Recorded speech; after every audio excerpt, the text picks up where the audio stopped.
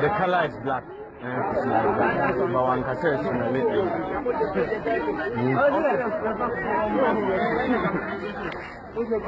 Bonnet.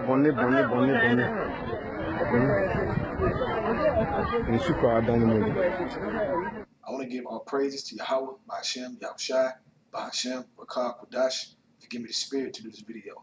As you see in the video before, water turned into blood, real thick blood too.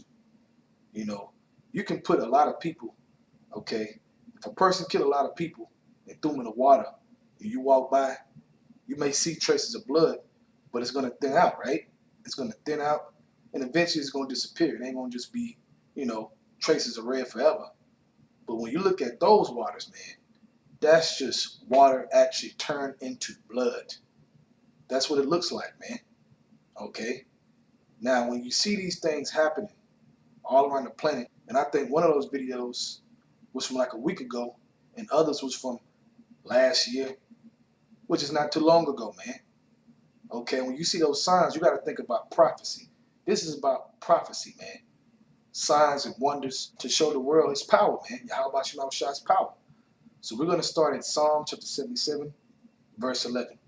I will remember the works of the Lord, Yahweh Shai. Surely I will remember thy wonders of old. Thy wonders of old. Okay? One of the wonders of old is the water turned to blood, man, in the land of Egypt. That was a wonder. That was a sign, man. That was showing the power. Okay? So when you see these different sightings of that around the world, you're supposed to think about ancient Egypt, and you're supposed to think about the prophecy and understand that there is a future prophecy even in this time. I'm going to prove it. Okay? Verse 12, I will meditate also of all thy work and talk of thy doings. And right now we're talking about when he turned the water into blood. And I showed you him doing it in this time. And he's going to do it even more to AKA Babylon, AKA America. All right? So from there, let's go to Revelation chapter 16, verse 4. And the third angel poured out his vial upon the rivers and the fountains of water, and they became blood. You hear that? The third angel poured it out, man. It was a plague. They said, and they became blood, man, on the fountains of water. And I heard the angel of the water say, Thou art righteous, O Lord, which art and was and shall be, because thou hast judged this. For they have shed the blood of the saints and the prophets. You hear that? For they have shed the blood of the saints, the Israelites, and the prophets. Okay? And thou hast given them blood to drink, for they are worthy. Who is that talking about? Is that talking about ancient Egypt? No, that already happened, man. This is talking about the end times. Remember, the end times started when Yahushua came on the scene as Yahushua. Okay? That's when the end started, man. Okay? The end of the world. And we still going to this point. Now we're at the end of the end. Let's read that again. For they have shed the blood of the saints and the prophets. Did they not do that? Caught us off to slavery, destroyed us, killed us. Okay? Totally slaughtered us, man. From the first tribe all the way to the 12th. They destroyed all of us, man. Okay, as a people. Over here in America, a.k.a. Babylon.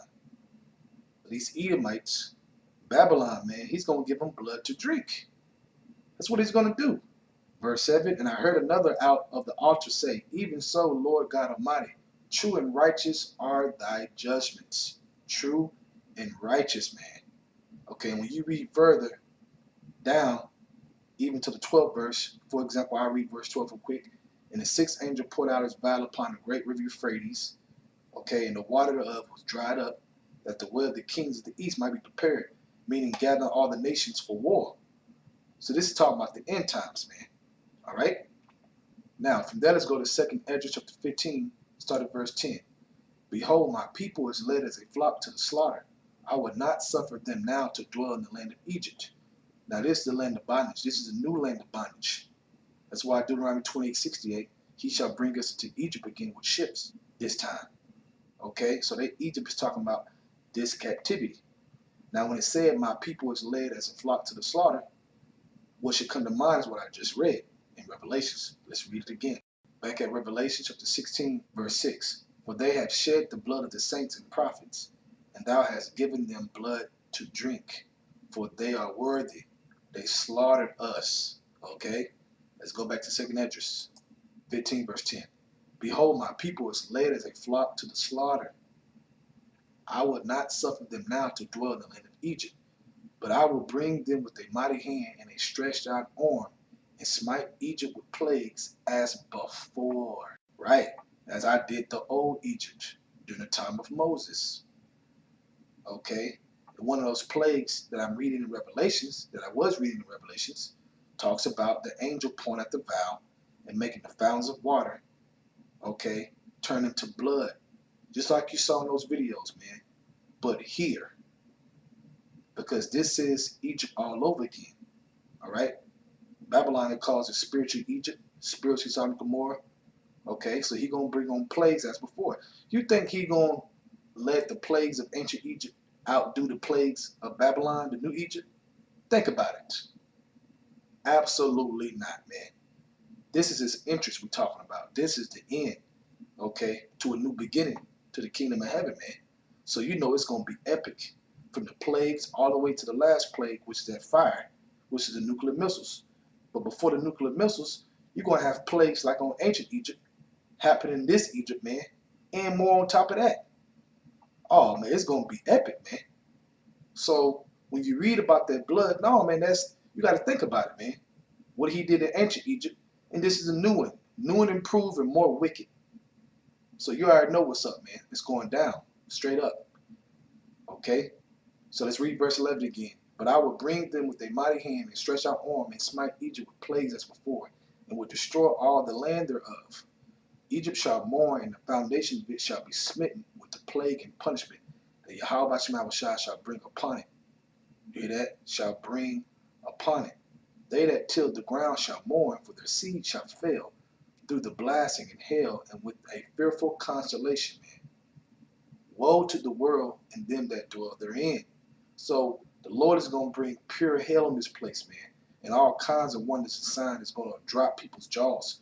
They're going to get more scared and more scared and more scared, like they did in ancient Egypt, man. That's what we're about to witness. Now from there, let's go to Nehemiah chapter 9, verse 9. And did see the affliction of our fathers in Egypt, and heard us their cry by the Red River, and show us signs and wonders upon Pharaoh, and on all his servants, and on all the people of his land, for thou knewest that they dwelt proudly against them. So didst thou get thee a name as it is this day. Right, a name as it is this day. Okay, that's what he did, because why? It said, for thou knewest that they dwelt proudly against them. Right, they did proudly against us, the Israelites, man. Okay, who was more proud than Esau? They way more proud than Pharaoh back in the day. Okay, they doing a greater job with pride, with evil. So how much more is he going to do things to these people, to this nation, to show his power? Okay, so it says, for thou knewest that thou dwelt proudly against them, so didst thou get thee a name as it is this day. Now when you go to Jeremiah 23, verse 6, in his days Judah shall be saved, and Israel shall dwell safely, all the 12 tribes of Israel. And this is his name whereby he shall be called, the Lord our righteousness.